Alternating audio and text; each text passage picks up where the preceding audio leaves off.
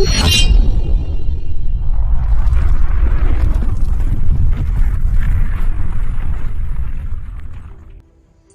welcome to another edition of Wake Up America, Wake Up. Today's April 4th, 2023, and most of you are aware that former President Donald J. Trump flew into LaGuardia Airport and transported to Manhattan District Court, Criminal Court, to be arraigned, where, of course, he was arrested and fingerprinted. The expectation was that he would be doing the perp walk and would be in cuffs, but that was an agreement between the Secret Service and the New York City Police Department that it would not take place. More than likely because it would have made this man more popular than he is now. Anyway, at around 2:15, 2:30, the former president faced the judge, Merchant, who had the clerk read the charges. The charges are 34 instances of falsifying business documents, which of course has to do with hush money that was paid to Stormy Daniels, the adult actress, and to a Playboy organization playmate, Karen McDougal. So ideally, Soros-backed DA Alvin Bragg said that there was a violation in the state's campaign finance laws, and that it would also piggyback on federal campaign finance law violations, which of course he has no jurisdiction to actually prosecute on the federal side. And by the way, the federal government had declined, dropped any charges of any improprieties with respect to federal campaign law financial guidelines. Earlier this afternoon, Donald Trump was arraigned on a New York Supreme Court indictment returned by a Manhattan grand jury on 34 felony counts of falsifying business records in the first degree. Of course, what has supercharged these 34 counts is the testimony of convicted felon Michael Cohen, who was his former attorney, who, by the way, testified that it was all Trump's idea to pay $130,000 to Stormy Daniels, to pay $150,000 to Karen McDougal. But in his attorney, Costello, had said that the information that Michael Cohen had presented in the Manhattan grand jury is basically false. My only mission there today was to tell the truth about what Michael Cohen was saying at any point in time during the time that we were representing him. I wouldn't have touched a guy like Michael Cohen, especially if he's a convicted perjurer. Not to mention, as I said, the 50 to 100 lies he told us that are in those 330 emails. So what we have here is what some are calling a kangaroo court, another means for the Soros-backed DA to make a name for himself, to implicate criminal charges against a front runner for the Republican nomination to the 2024 presidential election. And there's a lot of absurdity that's going on here.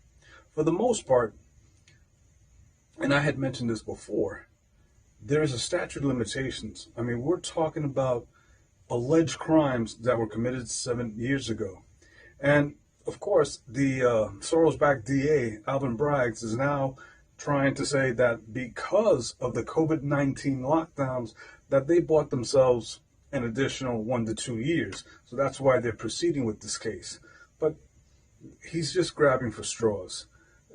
If these alleged crimes are something that the president has committed, which I don't think it holds any water, and a lot of legal experts will say the same, then what we're seeing here is a political attack against a adversarial or opponent from a different party, which of course what I'm referring to is that former President Donald J. Trump is an opponent of a Democratic incumbent President Joe Biden if he decides to run, if the Democratic Party accepts him as their nominee for the Democratic Party, which still remains to be seen. But again, folks, this is a distraction. a distraction in terms of what's going on with our current administration, with the liabilities of the documents that have been found in Joe Biden's summer home, with the collusion between Hunter Biden and Burisma, with the laptop from hell. The laptop from hell has essentially implicated the Biden family of receiving money, possibly for favors, and in this case, probably presidential favors to our adversaries. But don't you think it's kind of interesting that the president is being sought after because he is a 30-point frontrunner for the Republican Party? But the reason why I say that he's being sought after is because they think he can win this time. I mean, I don't believe he lost the 2020 election myself, because there has been a lot of speculation about several improprieties that had occurred in votes like Arizona, Pennsylvania, Georgia. I can name a few. But it so happens that one of the states that I mentioned, Georgia, is also trying to indict Trump for what they're saying is him trying to garner 11,000 more votes. And of course, that remains to be seen. And let us not forget that he is still under investigation for the documents in his Mar-a-Lago home. And of course, they're trying to implicate him as inciting the riots of January 6th. And as you well know, that is one of the podcasts that I've been working on. And I've had to stop it now twice, because there's now new information that has been revealed that people who were actually involved in inciting that riot on January 6, 2021, they may be undercover law enforcement agents. But you'll have to wait to see that podcast in order for me to reveal the facts that I've come across. But not to worry, it's still something that I will produce. Now, for me, this whole arraignment was very humbling. And I'll tell you why. Because it'll be the first time in history that a former president that was arraigned on criminal charges. It's the first in history. But why do you think that they've been targeting President Donald J. Trump? Since 2016, since the moment that he took office, the leftist Democrats have been after him. I mean, think about it, folks.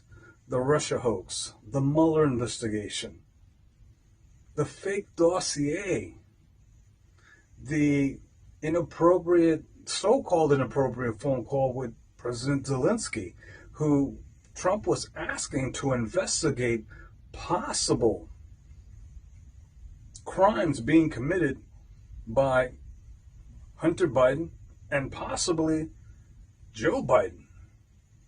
What was so inappropriate about asking if someone had committed a crime in that host country? I don't know. You'll have to figure that one out. Anyway, so you have those things. I mean, Russian collusion, Russian agent, they've been after the guy for a long time.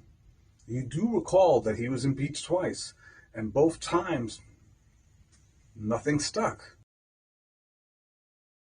Someone who wasn't part of the establishment, someone who's not part of the deep state, who's not out to make money for himself off of the people that he's trying to serve.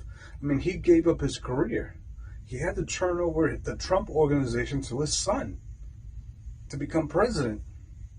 And trust me, I don't know if I would have done that if I had that kind of money. But he did. And the reason why he did it is because, like most of you, he loves this country. But, we still have to see if these absurd charges, these allegations that are made by the Soros-backed DA, who had run on a campaign for DA of Manhattan, that he would go after Trump, that he would be the one that would prosecute him.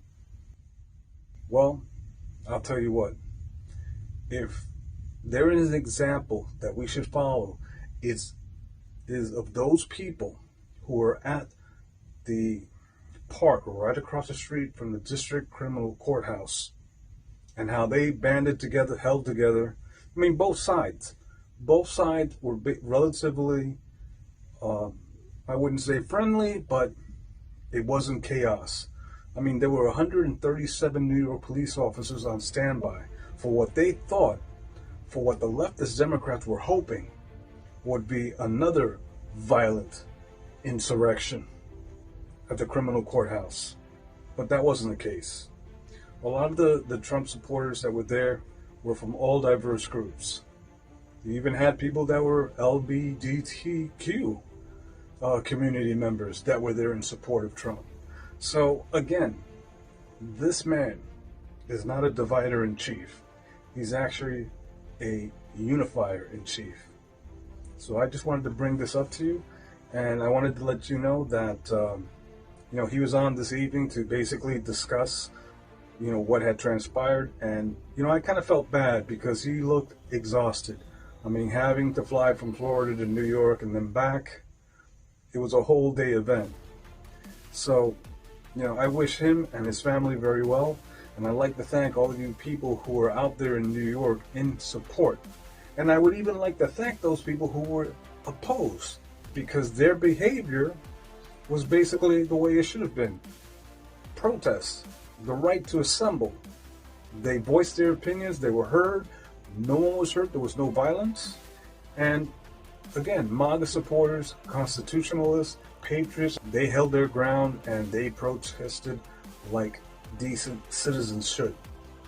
And again, I'm asking you folks, if you have the opportunity, if you want to show support for this country, put on your page an upside down flag, which its true meaning is that this nation is in distress, because it is.